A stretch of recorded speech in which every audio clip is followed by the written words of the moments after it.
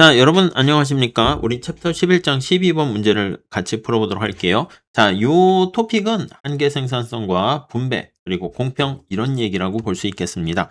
어떤 사회에서 각 생산 요소가 생산에 기여한 만큼 보수를 받는다라고 할 때 이게 그 결과로 나타나는 이 결과예요, 결과. 결과로 나타나는 소득 분배가 과연 공평한가? 이거에 대한 얘기예요. 공평한가? 여러분들은 어떻게 생각하십니까? 자, 이거는 사실 뭐 정답이 있는 건 아니고요. 각 생산 요소가 기여한 만큼 보수를 받을 때, 그러니까 소득 분배가 어떻게 분배받을까라고 할 때 이렇게 보수가 기여한 만큼 받아가는 거를요. 여기도 나와 있는데 한계 생산 역설이라고 보시면 돼요. 한계 생산성 분배 이론 이렇게요. 한계 생산, 그러니까 생산성에 따른 성과에 따른 분배라고 보시면 되겠습니다.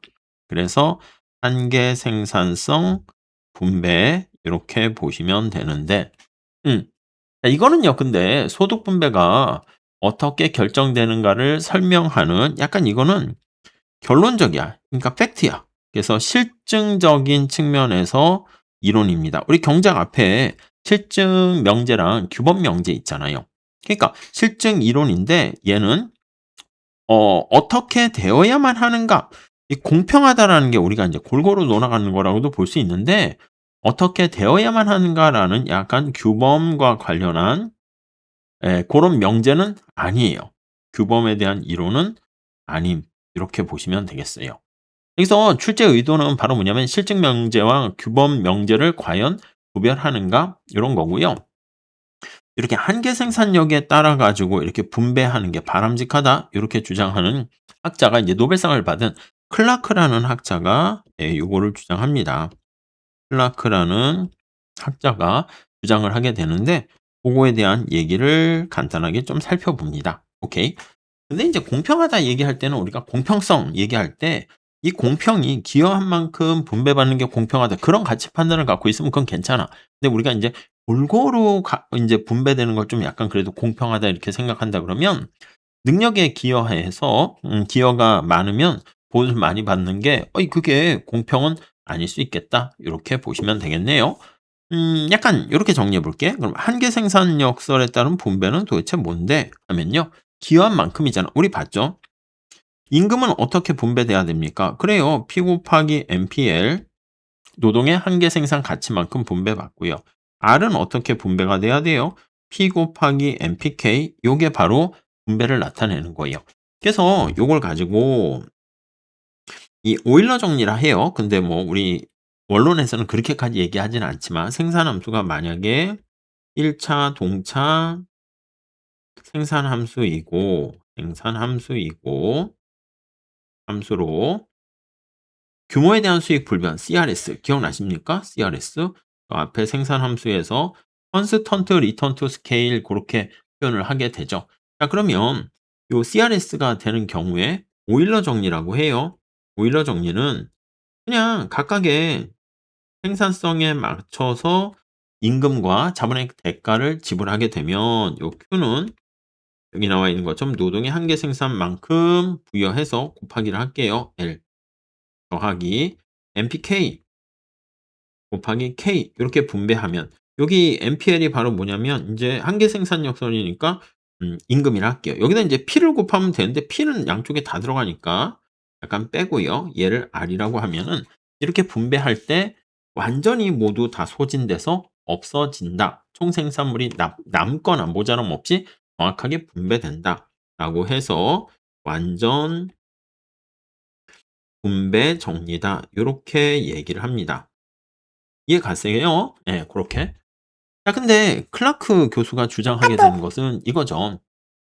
여기다 윤리적인 의미를 집어넣어서요. 각 생산 요소는 자신의 사회적 생산물에 기여한 만큼 그래서 여기 기여라는 말이 들어가요. 앞에 얘기한 기여 요 표현이요. 기여한 만큼 받게 된다. 그게 바로 자연법이 지배하는 곳 그게 바로 정의로운 분배다. 이렇게 얘기합니다. 근데 클라크 주장이 요거 기여만큼 이거는 자신의 뭔가 노력한 만큼 그대로 간다라고 하면 상관없는데 여기서 뭐 착취라든가 뭐 이런 것들이 아무것도 없는 그런 자기가 받을 만큼 받는다. 이렇게 받을 만한 자격이 있는 사람이 받는다. 이렇게 볼 수 있어요. 근데 여기서 취지는 공평한 건 아니다. 이렇게 끌고 갈 건데 공평한 건 아니다. 이렇게 끌고 갈 건데 이거는 뭐 정답이 있는 건 아닙니다. 예, 우선 첫 번째. 한계 생산 그게 내가 기여한 만큼이다. 이렇게 볼 수 있는데 한계 생산은 아니 나 혼자 다 오로지 나 혼자 만든 건가?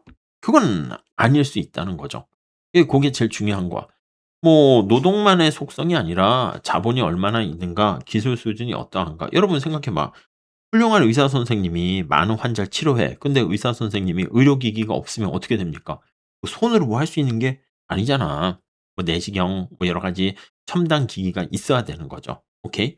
그리고 나 혼자가 아닐 수도 있고요. 그리고 한계 생산성과 관련해서 이거는 사실 능력을 반영하는 걸 수도 있지만 능력이 아닌 희소성을 나타낸다. 희소성을 반영한다. 이렇게도 볼 수가 있단 말이죠. 그러니까 높은 보수를 받는 게 높은 한계 생산성인데 이게 알고 보면 능력이라기보다는 그런 사람이 드물기 때문에 발생하는 우리 경제학의 희소성의 원리라고 생각하시면 될 것 같습니다. 오케이? 뭐 그런 정도. 그리고 소득의 원천 자체가 기여한 만큼 받는다라고 하는데 이 능력과 자신의 자산이 처음에 애초 출발점이 다를 수 있잖아.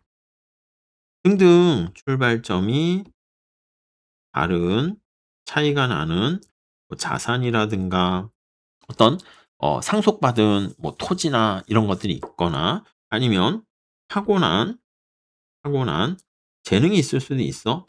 이것도 내가 이건 타고난 거잖아. 내가 후천적인 게 아니잖아요. 아니면 뭐 성별, 뭐 인종 이런 것들. 우리나라 말고 다른 나라는 뭐 이렇게 인종이라든가 출신 지역 이런 거에 의해서 차별 편견이 있을 수 있잖아. 이해 가시겠죠? 이런 것들. 음. 이런 것까지 다 고려하게 되면 사실 본인의 노력 이외에 다른 것들도 있을 수 있다 보시면 되겠습니다. 그리고 뭐니 뭐니 해도요. 이게 전부 다 완전 경쟁 시장을 전제로 해야 되는데 현실에서는 그렇지 않은 경우가 있겠죠. 그리고 이 모든 걸 떠나 가지고 많은 사람들이 얘기합니다. 운에 의해서 보통 어떤 사람이 사업이 성공하고 잘 된 건 노력도 있는데 운이래. 그럼 약간 슬프긴 해요. 여러분 생각해 봐. 어떤 뛰어난 프로그래머가 있어. 코딩하는 사람이 있어. 조선시대 때 태어났으면 뭐 쓸모가 없는 거죠 뭐. 그리고 뛰어난 활솜씨를 가진 사람이 오늘날 태어났으면 물론 양궁에서 돈을 벌고 국가대표가 될 수 있겠지만 쉽지 않습니다. 어느 시대에 어디서 태어났는가? 그 때를 잘 만나야 되는데 이거 운 아니겠습니까? 운? AI 시대에 내가 막 코딩을 되게 잘했는데 이 AI가 다 코딩해 버려. 뭐 끝난 거지 뭐.